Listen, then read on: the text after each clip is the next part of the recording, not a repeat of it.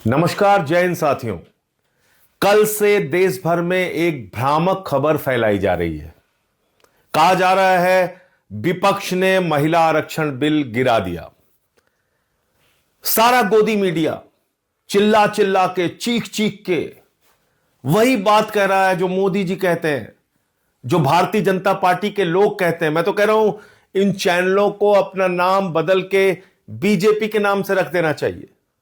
BJP का media प्रकोष्ठ बन के लोग काम कर रहे हैं। एक झूठी और भ्रामक खबर कि महिला आरक्षण बिल विपक्ष ने गिरा दिया, यह चलाया जा रहा है।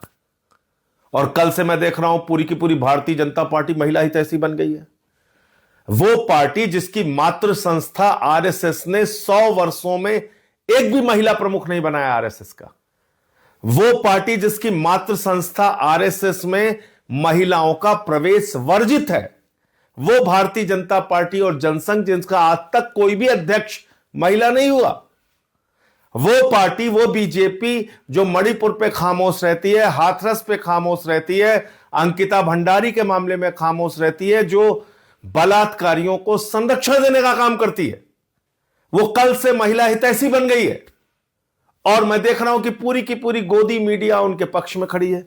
पहली चीज तो मैं देश के लोगों को स्पष्ट तौर पे कहना चाहता हूं कि महिला आरक्षण बिल 2023 में जो पास हुआ था वो देश भर में लागू हो चुका है। यह उसका नोटिफिकेशन है। 16 अप्रैल 2026 को 3 साल के बाद, याद रखिएगा 3 साल के बाद इस बिल को नोटिफाई किया मोदी जी ने।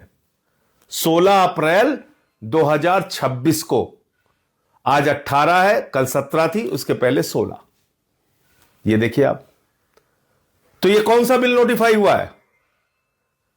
2023 में जिसको सारे विपक्ष ने, पक्ष ने, सब ने मिलकर पास किया था, महिला आरक्षण बिल, वो पास हुआ है और वो नोटिफाई हो चुका है।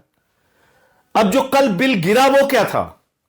वो था देश के टुकड़े टुकड़े करने का बिल, जो भारतीय जनता पार्टी टुकड़े टुकड़े गैंग बनके देश भर में लागू करना चाह रही थी। उत्तर और दक्षिण का झगड़ा कराना चाह रही थी। बंगाल की सीटें कम, उड़ीसा की सीटें कम, तमाम राज्यों के बीच में असंतोष पैदा करना चाह रही थी। तो आपसे मैं पूछना चाहता हूं, क्या आप देश में असंतोष चाहते हैं? क्या लड़ाई झगड़ा चाहते हैं? क्या भारतीय झगड़ा पार्टी जो चाहती है कि साउथ और नॉर्थ के बीच में झगड़े शुरू हो जाए, क्या इससे आप भी सहमत हैं? कोई नहीं सहमत हो सकता। जो भी सच्चा हिंदुस्तानी होगा वो देश में शांति चाहेगा।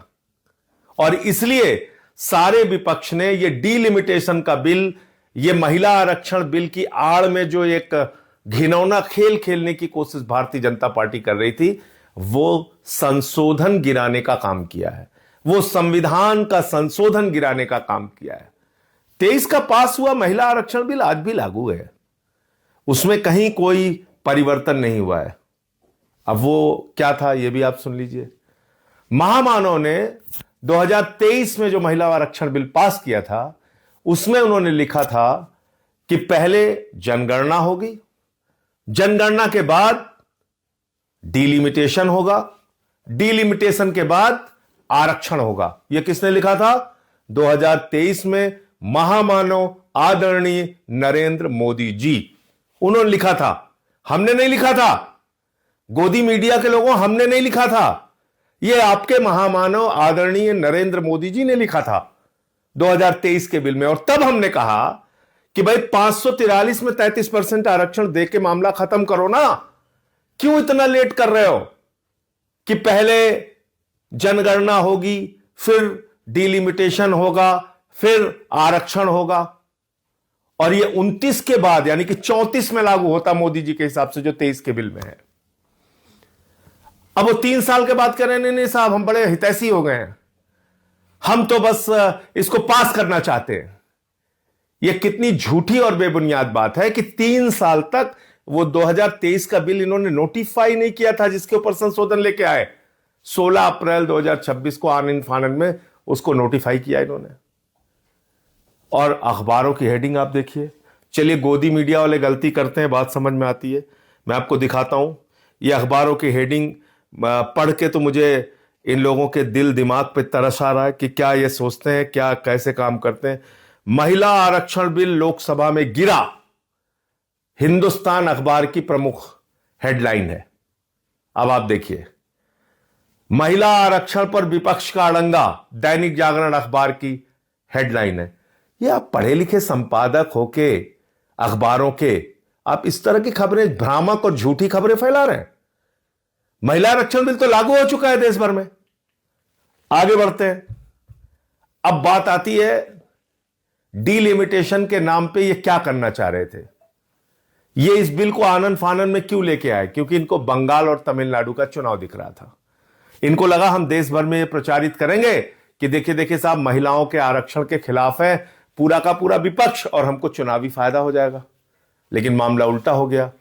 मामला यह हो गया कि आप 2011 की जनगणना के मुताबिक डीलिमिटेशन करने की बात कर रहे थे, जिसमें बंगाल की सीटें कम हो रही हैं, तमिलनाडु की सीटें कम हो रही हैं।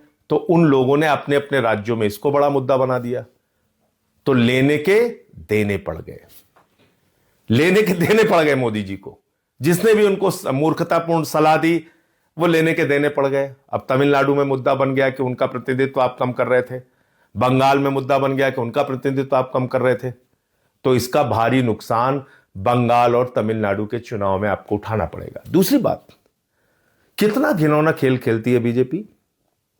कभी आपने सोचा बीजेपी इतना घिनौना खेल खेलती है कि अभी एक स्टिंग ऑपरेशन हुआ है हुमायूं कबीर का, जो बाबरी मस्जिद बना रहा है, जिसने अपनी पार्टी बना के वहां पे चुनाव लड़ने का काम किया। उस हुमायूं कबीर ने कहा कि हमको बीजेपी ने 1000 करोड़ रुपए चुनाव लड़ने के लिए दिए हैं, 1000 करोड़ रुपए। और हुमायूं कबीर बाबरी मस्जिद बनवा रहा है वहां पे। इसका मतलब बीजेपी के पैसे से बाबरी मस्जिद बन रहा है वहां पे। इतना ही नहीं, हुमायूं कबीर को केंद्र सरकार ने जेड कैटेगरी की सुरक्षा दी है। जो व्यक्ति बाबरी मस्जिद बनवा रहा है उसको मोदी ने जेड कैटेगरी की सुरक्षा क्यों दी है? क्या इतना नहीं सोच पा रहे हैं आप लोग? क्या इतनी आंखों पे पट्टी बांध ली आप लोगों ने कि कितना घिनौना खेल खेलती है बीजेपी? इसलिए इन लोगों से सावधान रहिए। और मैं फिर दोहराना चाहता हूं, महिला आरक्षण बिल 2023 में जो पास हुआ था वो लागू हो चुका है। डीलिमिटेशन बिल के जरिए जो देश के टुकड़े टुकड़े करने की, आपस में लड़ाने की, उत्तर दक्षिण का झगड़ा कराने की जो कोशिश थी, वो कोशिश विपक्ष ने मिलकर नाकाम किया है। जय हिंद। अगर आपको यह हमारा वीडियो पसंद आया हो तो इसे लाइक और शेयर करना बिल्कुल ना भूलें। साथ ही हमारे चैनल न्यूज गंगा को सब्सक्राइब और फॉलो जरूर करें ताकि देश और दुनिया की हर बड़ी खबर आप तक सबसे पहले पहुंचे।